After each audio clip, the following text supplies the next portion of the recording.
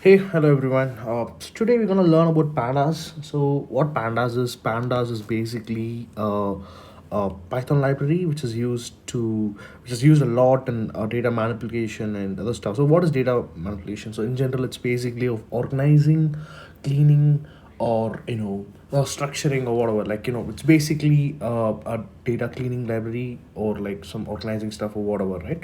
So that's why we use pandas a lot, and we'll try to understand how exactly this library is and how we're gonna use it. So we have a lot of inbuilt libraries where we can use things, and out of which pandas is very popular for data analytics and data science purposes, which steals a lot of data stuff, especially with the cleaning. So in order to make any models or whatever, right? So this particular the data should be uh, proper because that's the source, and it should be very clean and whatnot, right? So that's exactly where this pandas is used. So as I said, it's used for data analysis and cleaning purposes. So out of which we have two things, the data structure is of two types that we handle here in pandas. One is like series, it's called as 1D array, it's one dimensional array, and second is like a data frame. It's basically a 2D array, that's the only difference. And you can see 1D arrays are sort of like an similar to column in a table, where you can have all the values in it and sort of things. So whereas 2D is it's like you have like multiple parameters, and you have each those entities as an input, and that's what example for 2D array, which we call it as a data frame. Cool. So now let's try to understand how we import it and we use it. So this is a theoretical thing. We're gonna learn how exactly it works, and probably we'll have a session on how do we implement things. Okay. So cool. So how do we import it? So this is how import library name, and this is the alias that I'm using. Call it as PD, so we can whenever we are using any function inside it, you do not call pandas. Instead you can call the PD. You could see here I'm calling PD.series.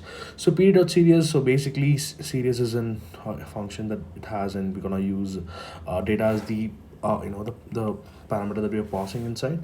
So here we pass it as a list, and it becomes a series. So see, you're passing a list to the uh to the pandas library, and you're getting the output as 0 1, and these are the indexes, and these are the data. The first column is called index, and the second column is called data. So the data that you pass, every data has its own index, 0 1 2 3 4. So everything is being passed, and that's how the series works. Cool. This is how you do it. And let's say you have a dictionary, so you have a key value pair sort of thing. So it's called, we call it as a custom index. Instead of you getting you're getting a predefined index, which is 0 1 2 3 4. You want to have a you want to have a custom index. That's where people use dictionary as an input. So you could see this is the key, we call this as key, and this is the value. So what happens here is, you get A, B, C, all these are the indexes, and 1 2 3 is going to be the value. So this is how dictionary works. And next is how do you convert list to series? Let's say I want to have a list as an input, but still the index I doesn't want to be as a dictionary. I want to pass it as a list. This is how you do it. PD.series, the first, as you pass, it's going to be data as what you did earlier. Here you're gonna make the index is equal to index, which gives you the index as an it calls basically this. The index is going to be what we have predefined here. That's how it works, and you're gonna get all the outputs accordingly, A, B, C, and 1 2 3. So one thing to remember whenever you learn Python, like whatever, right? You not remember anything. You should know if there is, let's say you come up with a problem, and you should know what is what. Is it something that is doable with the capabilities what Python has, or what the library has? That's what you're supposed to learn. And I think we are pretty good. You should know what is what. That's more than enough. Okay. So next, if you have you have list of dictionaries. When I say list of dictionaries, you could see the dictionary here, where you have the column names as a key, and the values as a data. So key value pairs, right? So this key is going to be your column name, and the value is going to be the data. Okay, so this is how the key value pair, you can pass it as in order to make a 2D thing. This is how you pass it, and basically you could see the column names are coming at the top, and the values will be here, and you have a predefined index of 1 0 1 2. It starts from 0 when it goes on. Cool. So this is how you pass a list of dictionary to data frame. Cool. So next is uh, how do you gonna see this? Okay, this is a tabled version, right? If you want to see this is an array version, so you could basically, there is a library called numpy. You can import it and you can call it as an np, and you can basically pass the data frame and you'll be getting the output in such a way that you're getting all the columns as index 0, 1 and 2. So this is how it works. Cool. So, or like you have multiple options, you can also pass for every entity. Instead of you passing it as a dictionary of list, you can pass it as like dictionary itself directly. You have to pass it as let's say this is going to be the entity 1 with index 0. This is going to be 1. You have to pass in this way, and these are multiple ways of creating a data frame. Okay, so this is how we can create things. Okay, cool. It's going to be the same output what you have seen here. This is going to be same, but yeah, things, I mean, it's going to be all the same, but how you create it is a bit different. Okay, so what are the other functions we have here? Like when you get into data science, like when you create models like machine learning models, a few things that you do very often is like you see the top 5, that's where head is used, and if you want to see the last 5 tail 5 is being used. And let's say you want to see the entire column, you want to call an entire column, give a df of in a square bracket, mention the column name, you're good to go. Cool. So it's also called a series. You'll be getting it as series, like as we see in the 1D form of it, right? So location, yeah, this is the row index 0. So if you could point out that, you can go ahead and do that.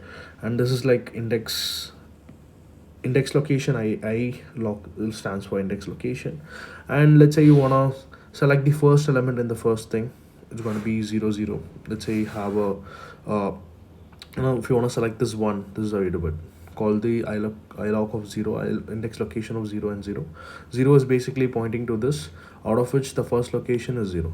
So it's basically index. Let's say this is going to be 0 1. So this is 0 1. So if you call the first 0, it points out this, and next 0 points out the particular element.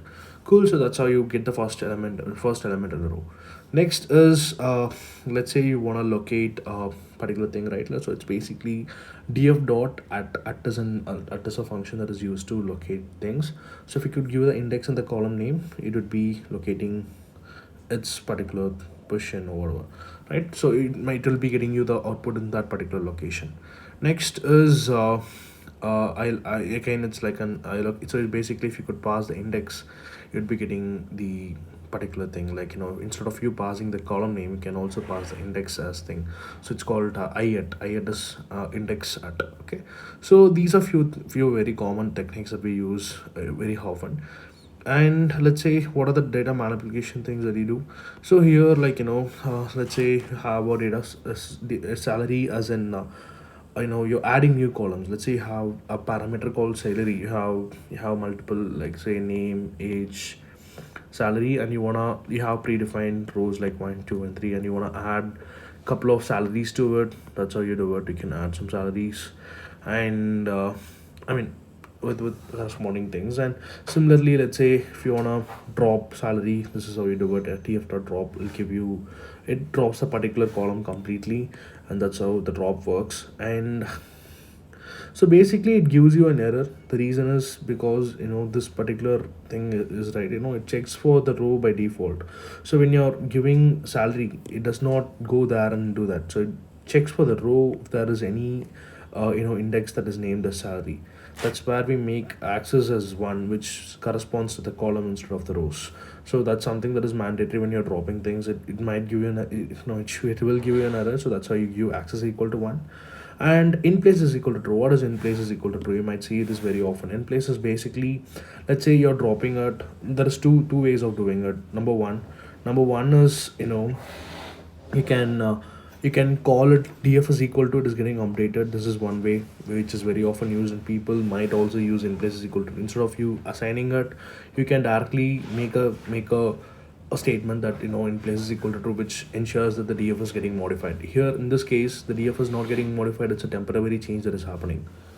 And next thing is like how do you update values? Let's say you have a age column which is of 1 2 3, let's keep it very 10 20 30 25 or something like that. Let's say you are now working in, this is the data in 2020, and now you're working in 2025, which means the age might have increased. So instead of you manually changing it, what you can do is you can update the values, so age plus 5.